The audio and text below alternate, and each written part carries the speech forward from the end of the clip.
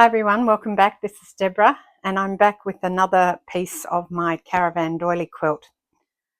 I have to say that I'm struggling at the moment. I seem to have lost my mojo, which is why I haven't been doing a video every week, let alone 2 a week that I was doing, and I have no idea why I've lost my mojo or where it's gone. So if you find it, can you send it home to me please? I need it.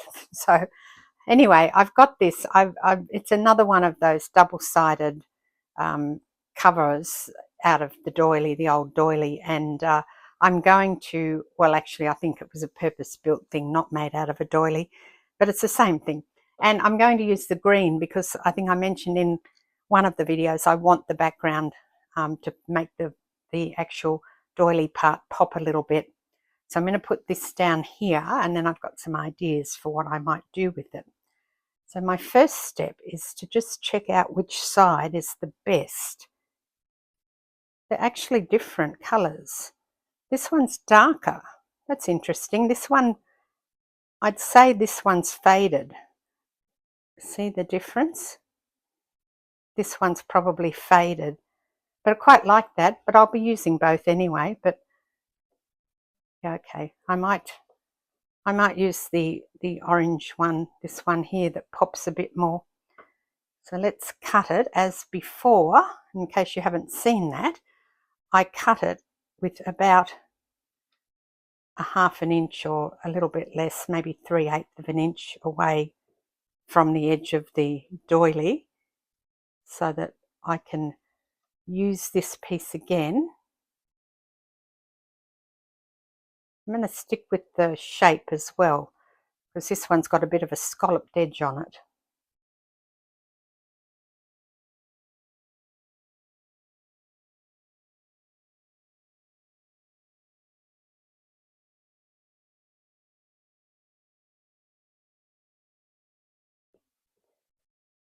So what I've been doing instead of doing sewing or any sort of craft actually is I've been back researching my family tree again, and that's been taking up my time, which is lovely. It's nice to do that, but you know, I need more hours in the day, or maybe I just need a bit more motivation to do my sewing. There you go, I've got that bit now, which I'll put aside. So this is the paler side. That's fine. I don't really mind which side I end up with on that because I'm going to use both of them. So this one I'll place in the center. I've got enough room there for a wheel. I don't know if I've got enough room for the chock as such, the wheel and the yeah, I think that'll be enough. I don't think will I use this blue? I could use that, but I think I'm going to do another one with this. So this is just another piece of offcut, not from this range, from a different range of fabric, not from this, but this is what I'm going to use. And I used it for the wheel last time, I think. So I think I'm going to make it 1.5. Now I've got this, which is in millimeters, of course. So 1 inch, it's just a bit less than, let's see. Oh no, it is ½ an inch. So if I do it 1.5 inches, I think that's what I did last time, is I cut it at 1.5 inches.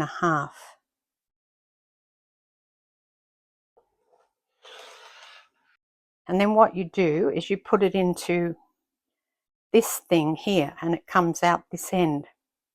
So you start by sliding this in.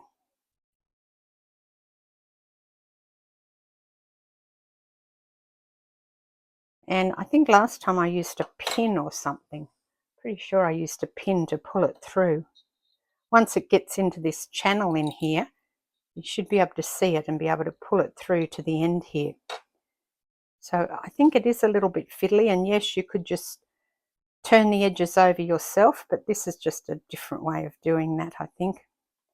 I think I'm going to put this in at an angle. Maybe that's what I did last time. Ah, yes, there it is. I don't know, it's probably a bit small for you to see, but it's come through now into this bit here. So now I can pull it through. Then when it starts to come out this end, see how that's out that end now?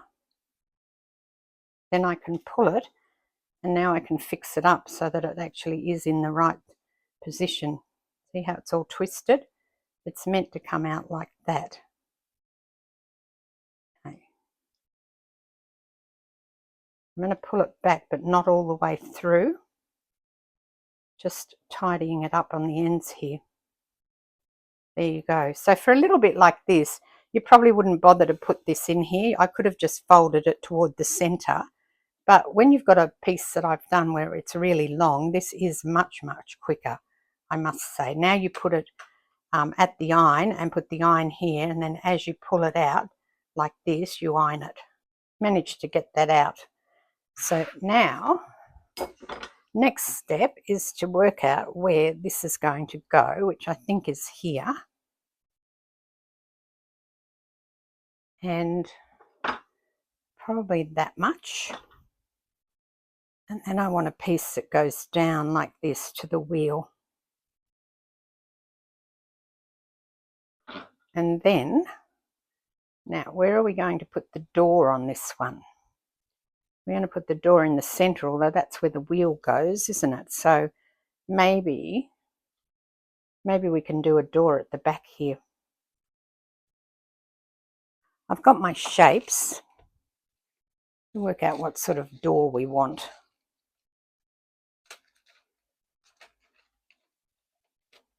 I did the round door on the other one.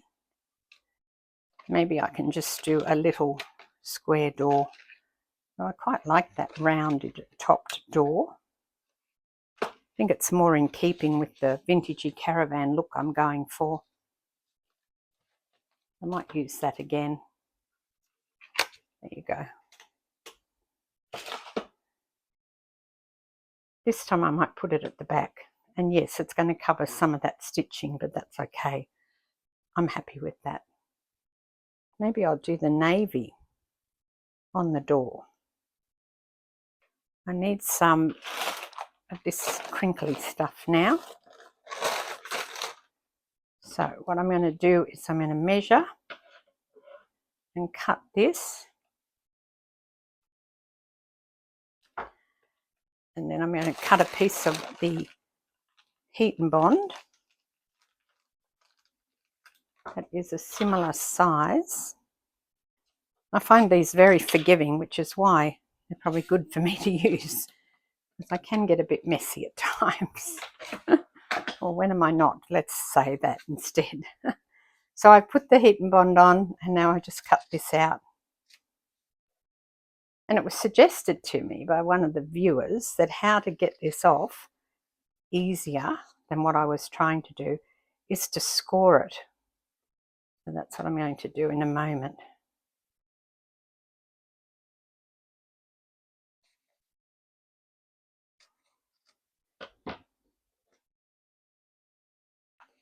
So if I just put a score mark in it, it may come up a bit easier. I should get my scoring tool and do it. It might make a difference, I'm not sure, but it might.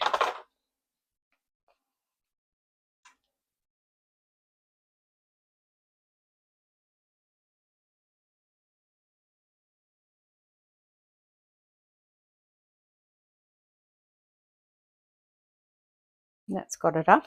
So that seems to have worked, which is good.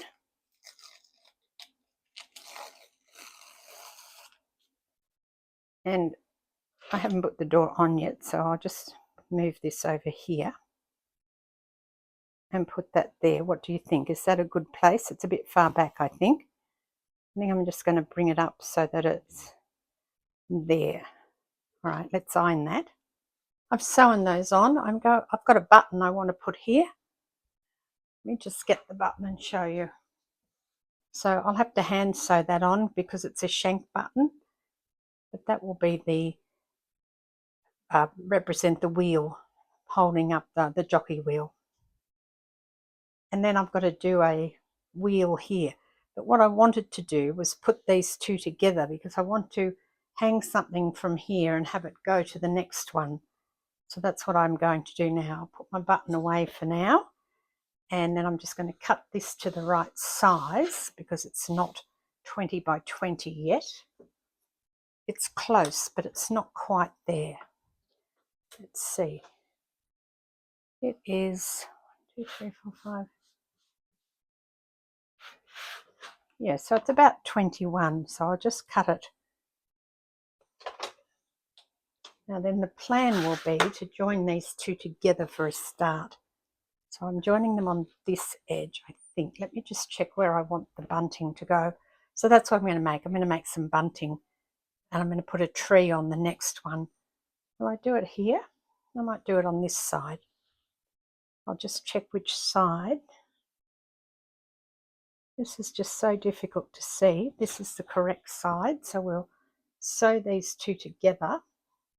Now I need a tree or something on this so I can put the put some flags across to it. So here's the tree, so I'll have to make this smaller because I don't want the trunk. Let me get that back. Here's the tree that I did before, and I don't want the trunk wider than that.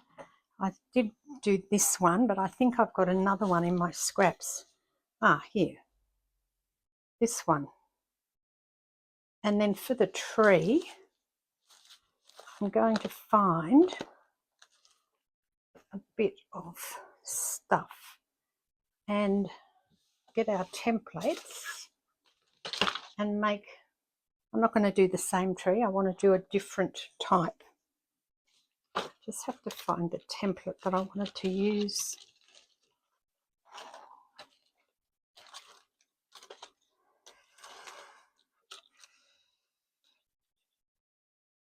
Here it is.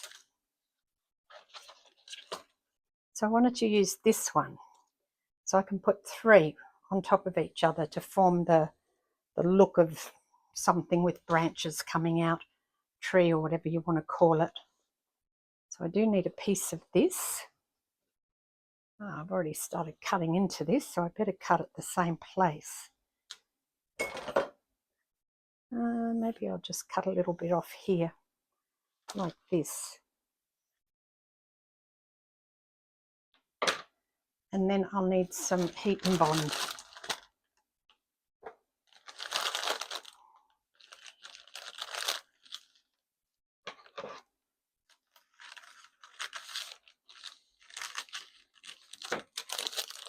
Find the rough side and iron that on. And then get a bit more because I'll need some for the pink piece.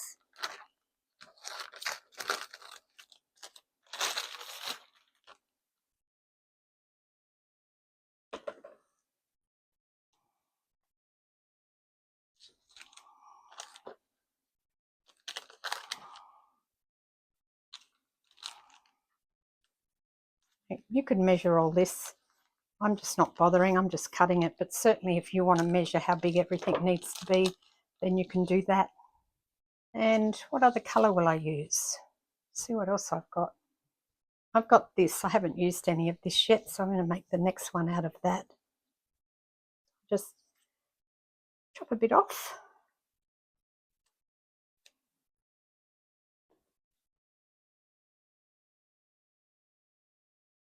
And I need some more heat and bond.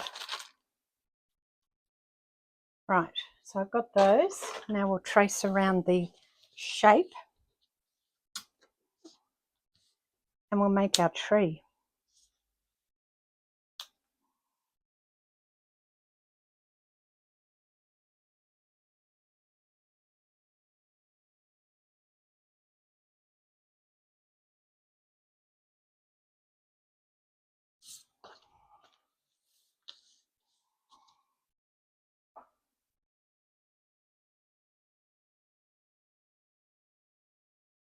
I do move a little bit when I move the pencil around, but they're okay.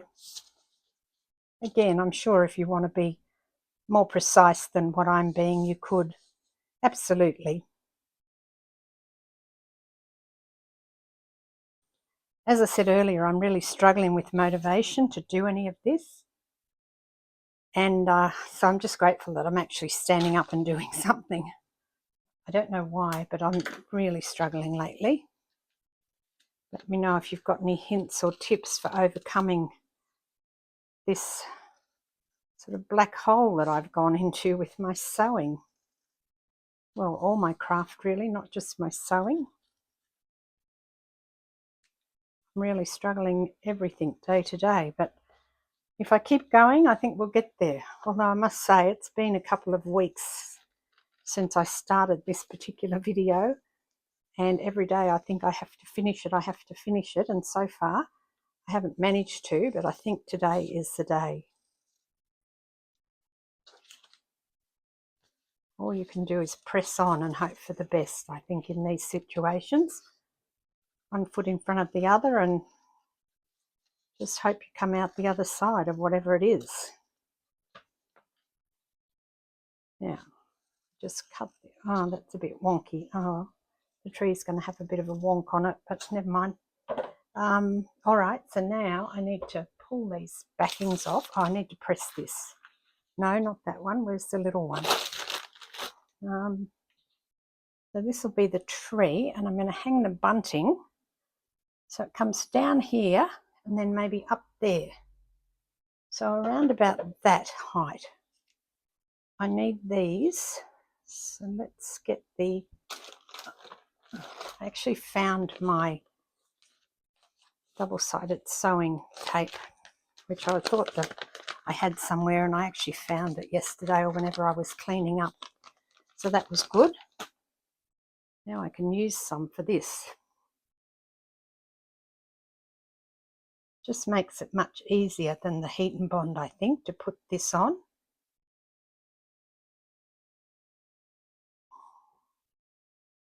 This doesn't have to be ironed, it can just be put on like that. And it's come off a little. Hang on, there you go, got it. So I've got the checked and the blue, the green, sorry, and the pink. And what I think I'm going to do is the green down the bottom here.